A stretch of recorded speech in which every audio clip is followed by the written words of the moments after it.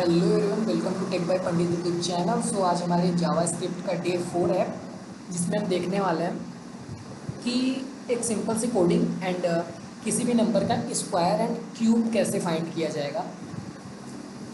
सो हम यहाँ पे स्टार्ट करते हैं। अपने किसी भी नंबर का क्यूब एंड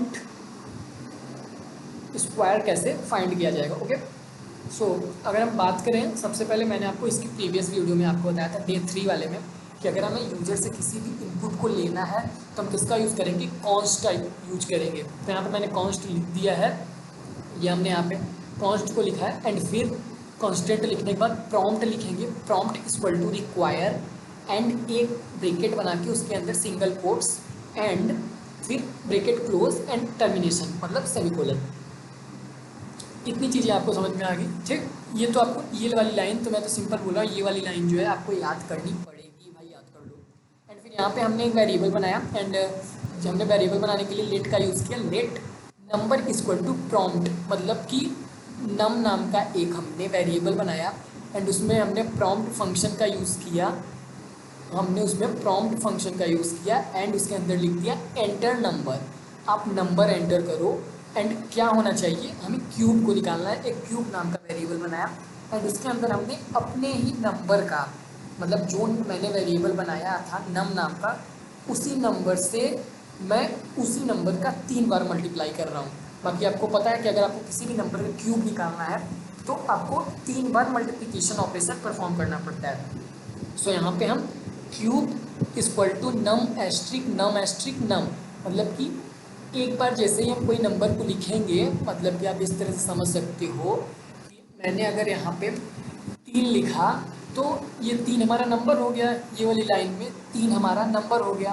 एंड अब 3 हमारा जब नंबर हो गया तो जब ये यहाँ पे आएगा क्यूब वाले में तो ये देखेगा कि हमने कोड लगाया है कि नम एस्ट्रिक। एस्ट्रिक का मतलब मल्टीप्लिकेशन होता है, तो नम मल्टीप्लिकेशन नम मल्टीप्लिकेशन नम मल्टीप्लिकेशन। सो यहाँ पे कैसे परफॉर्म करेगा, 3 एस्ट्रिक 3 एस्ट्रिक 3 एस्ट्रिक एंड जब इसका मल्टीप्लिकेशन होगा 3 तिकाई 9 9 त्रिक 27। सो जो हमारा इसका क्यूब होगा वो हमारा 27 होगा। एंड हम इस क्यूब को, मतलब जहाँ पे हमारा आउटपुट एंटर हो रहा है उस क्यूब को प्रिंट करा लेंगे console.log पर। ओके, सो यहाँ पे मैं इस कोड को रन करके दिखाता हूँ, जो कि काफ़ी सिंपल सा कोड है, आप लोग को समझ में भी सिंपल टर्म्स में आ गए होंगे। मैं इसे यहाँ पे रन करता हूँ तो हमारा ये कौन सा है, 4th। हम यहाँ पे इसे 4 करेंगे एंड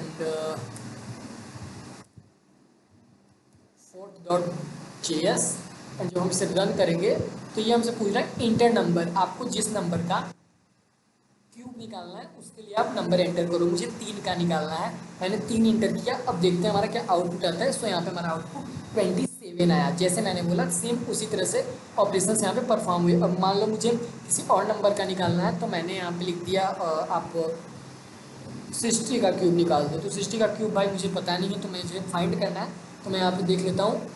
सो हमारा जो 60 का जो हमारा क्यूब होगा वो होगा 21,000, ठीक है, 21,000 कुछ इस तरह से हमारे होंगे। सो आपको यहाँ पे समझ में आ गया होगा कि कैसे आप क्यूब को निकाल सकते हो। तो अब मैं यहाँ पे आपको बताऊंगा कि जैसे आप क्यूब को निकाल सकते हो सेम उसी तरह से आप स्क्वायर को भी फाइंड कर सकते हो। ओके, सो यहाँ पे मैं सिंपल कोड इन ये जो हमारे जितने ये सब हमारे कोड हैं मैं इनको कमेंट कर देता हूँ। मैं यहाँ पे इतने कमेंट, ये जो इतना कोड है मैं इसे कमेंट कर देता हूँ एंड इन्हें कमेंट करने के बाद मैं फिर से यहाँ पे ये सब लिख दिया एंड मुझे केवल क्यूब मतलब स्क्वायर चाहिए। तो मैं एक वेरिएबल यहाँ पे इस वेरिएबल का नेम लिख दिया स्क्वायर नाम से एंड यहाँ पे मैंने जो वेरिएबल लिखा जिसके अंदर हमारा आउटपुट एंटर होगा उसको भी यहाँ पे दे दिया। बट लॉजिक हमें यहाँ पे लगाना है।